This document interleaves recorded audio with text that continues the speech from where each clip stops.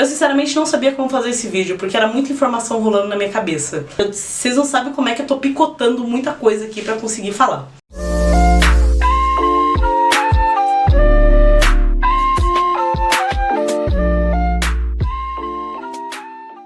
Unicórnios, tudo bem com vocês? Então tá tudo bem. No vídeo de hoje a gente vai falar sobre um anime que vai explodir a sua mente. Se você, como eu, adora Donnie Darko, gosta de teorias da conspiração, curte física e gosta de bugar sua mente com coisas que parecem que não faz sentido e você tem que sair construindo pecinha por pecinha do quebra-cabeça até você entender, você vai adorar esse anime. Só que assim, o nome do anime é enorme, então eu vou ler aqui, faz muito tempo que vocês não veem o Death Note participando do vídeo. Asuka does not dream of Bunny Girl Senpai. Em japonês eu não consigo nem pronunciar, então sei lá, coloca a mulher do Google pra falar. O anime se trata de um efeito físico. Ele pode ser colocado como uma doença, mas acho que não sei se entra como doença porque é uma coisa muito física. Literalmente física, tá? Matéria física, toda aquela coisa lá física. É a síndrome da adolescência. A síndrome da adolescência é basicamente experiências anormais que acontecem com os adolescentes e pessoas que estão nessa fase de crescimento por conta da sensibilidade que existe nessa época das pessoas. E essa síndrome, ela não é reconhecida no meio médico, por exemplo, porque não tem provas de que ela acontece. Até porque isso acontece na adolescência. Então não é um objeto de estudo. Na série aparece só uma pessoa que é um adulto, assim, que realmente que se interessa por esse assunto, que é uma jornalista. Mas, tipo, nada muito relevante. Como foi dito, ela é causada por conta da sensibilidade da adolescência, mas também um ponto importante nisso é que ela é causada pela instabilidade. Ou seja, é uma época que as pessoas estão passando por muitas emoções, que estão se modificando, que elas têm que lidar com muitas coisas na escola. Por exemplo, eles tratam sobre o bullying, é uma coisa que causa o problema da síndrome da adolescência em uma das personagens. E a síndrome da adolescência, ela aparece em vários tipos de efeitos, ela não tem só uma causa. Mas a primeira história, que é a principal, que eu vou falar aqui, porque se eu entrar muito nas outras acaba virando spoiler. E assim, eu estou fadada a dar spoilers nesse vídeo, mas eu acredito que não importa quantos spoilers eu der, ele não vai tirar a complexidade e a genialidade desse anime. Ele é muito complexo em alguns momentos, então você tem que ter na sua cabeça que é uma coisa daquele mundo, que você tem que entrar muito no raciocínio dos personagens pra conseguir compreender a história. Teve um momento do anime que eu tava assistindo que eu tipo ficava, meu, não tem como eu pensar em alguma coisa que possa acontecer a partir de agora, porque é muito bizarro. É um treco que você não consegue prever o que vai acontecer depois, porque se você começa a tentar prever, ou você erra, ou você é muito louco, querido. Se você conseguiu prever aquilo, mano, a sua mente tá em outro universo. A história começa quando o nosso protagonista, que é o Sakuta, que tá no segundo ano do ensino médio, encontra uma Bunny Girl. É uma garota vestindo uma roupa sexy de coelhinha no meio da biblioteca. Essa garota, ela tá andando de um lado pro outro lá, e aí do nada ela para do lado dele e ela olha e fala: "Ei, você consegue me ver?" "Consigo."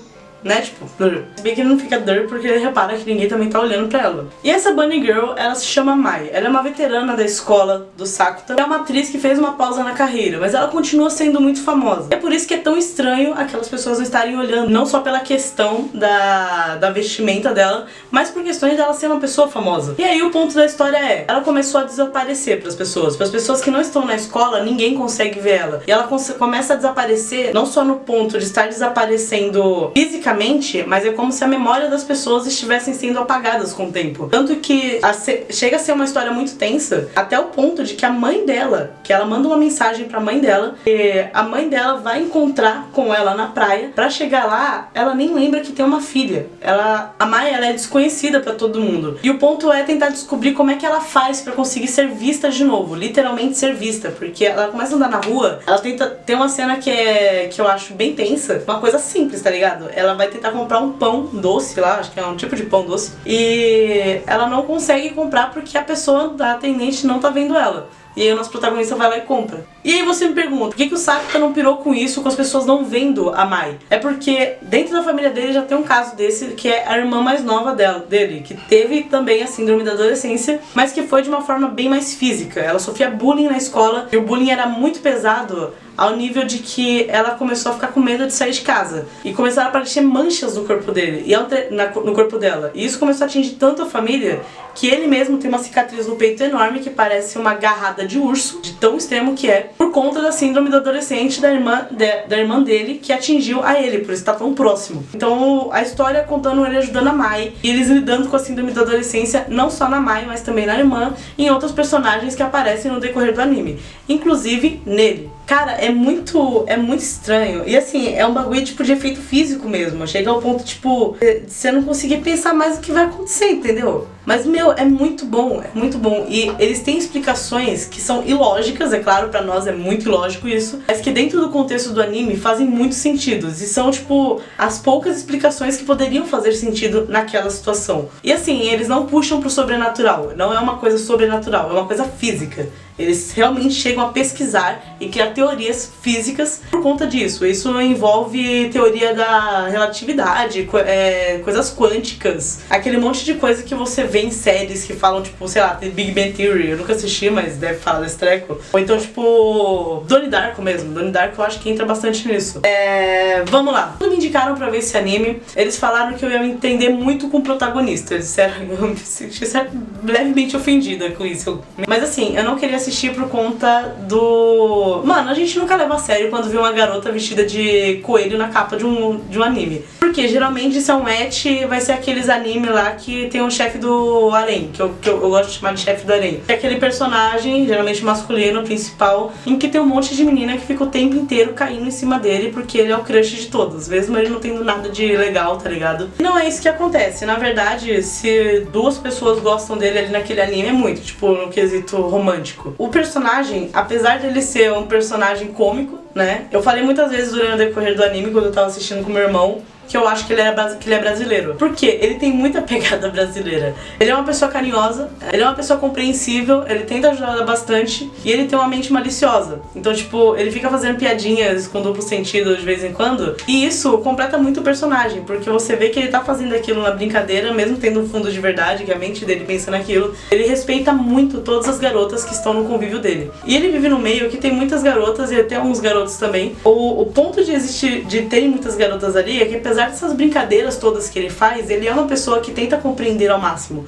Ele é uma pessoa gentil, essa é a palavra que eu queria buscar. A nossa Bunny Girl, ela tem uma personalidade forte, né? Até porque ela passou por muita coisa no decorrer da vida, até ela, desde criança que ela é uma idol, então ela passou por muitas dificuldades, mas ela também não deixa de ser uma pessoa que tenta ser o mais compreensível possível. Ela tenta ajudar da forma dela. Ela é fofa pra caralho, então, né, a gente já ganha o ponto. Já queria levantar também que esse anime não é um anime sexualizado, tá? Não tem chefe de harém, não tem pornografia, não é ecchi. Ele é um anime que, apesar de parecer extremamente cômico, ele é bem sério. Ele trata de assuntos bem sérios até também, né? Eu acho que não dá pra brincar quando se trata de bullying, ou então sobre depressão, quando se trata de sentimentos que são, tipo, sei lá, ódio por si mesmo. São coisas que eles tratam com muita seriedade. E que esse anime, ele não é, apesar dele não ser totalmente pesado, porque tem as partes cômicas pra dar um alívio na tensão toda, ele é um anime que ele aborda de forma séria essas situações e coloca dentro de um universo em que isso se torna uma coisa física. Porque, por exemplo, colocando no nosso mundo, é muito comum a gente ver pessoas que falam que depressão é frescura, por exemplo. Por quê? Porque não é uma coisa física, é uma coisa psicológica. O anime já, ao invés de colocar como uma coisa psicológica, ele já levanta como se fosse uma coisa física. É pra mostrar, não, o problema tá aqui, ele tá acontecendo. Por mais que as pessoas, os adultos, não estejam vendo, você tá ali sentindo, e quem tá só ao redor te escuta de verdade, que realmente tem uma ligação com você, eles estão vendo. Se você começar a associar uma coisa, tipo, de um universo pro outro, tipo, do nosso universo pro universo daquele anime, ou então você abraçar de fato as teorias que tem no anime enquanto você assiste, você vai ver que tem muita coisa ali que tá rolando, que pode estar acontecendo com você, ou que já aconteceu com algum amigo, e que eles vão mostrando como tudo isso dá pra ser resolvido a partir de um pouco de confiança e de precisar de outras pessoas. Nem tudo dá pra se resolver sozinho. Vamos lá, parte melódica.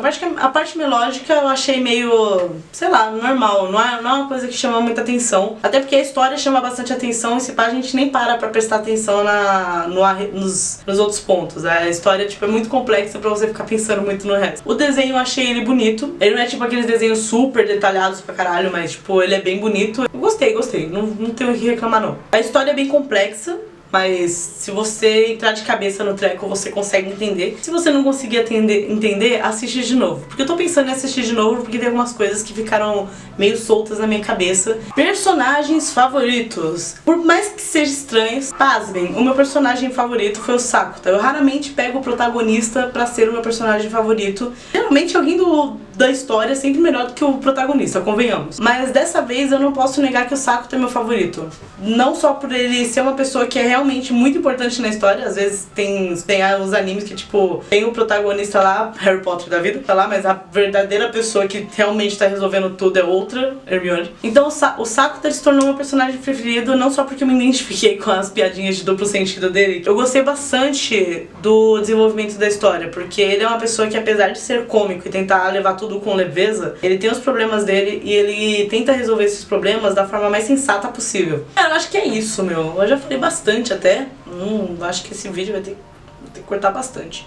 Então, eu acho que é isso. Eu fiquei muito confusa pra gravar esse vídeo, na verdade. Não vou mentir, não. Eu até tentei fazer um roteirinho aqui pra tentar, né, me basear um pouco aqui no meu Death Note. Mas não deu não, meu. Muito complicado, muito complexo. Eu que tô tentando digerir ainda tudo que eu assisti. Então eu quero que, se você já assistiu esse anime, deixa suas teorias aqui nos comentários. Levante pontos principais, importantes que você acha que é legal as pessoas saberem, pra incentivar elas a assistirem. Se você não assistiu esse anime, assista. Deixe aqui nos comentários alguns animes que vocês queiram que eu fale aqui, que vocês querem ouvir minha opinião, que eu faça um vídeo pro Panda Geek. Se inscreve no canal, ativa as notificações pra não perder nada. Deixa seu like e lembrando que o YouTube, ele parou de fazer o compartilhamento por like, então eu preciso que vocês compartilhem esse vídeo pra me ajudar e pra ajudar esse canal a crescer. Compartilha bastante, joga no grupo dos amigos, joga no grupo do WhatsApp. Se tem esses grupos de colegas que falam sobre animes, joga lá também. Lembrando que eu vou deixar aqui no final a playlist do Panda Geek pra vocês verem os outros animes que eu já falei sobre. Me siga nas outras redes sociais que estão aqui na descrição. Entra no meu grupo no Discord pra conversar comigo, trocar umas ideias, dar umas ideias de vídeo aí também.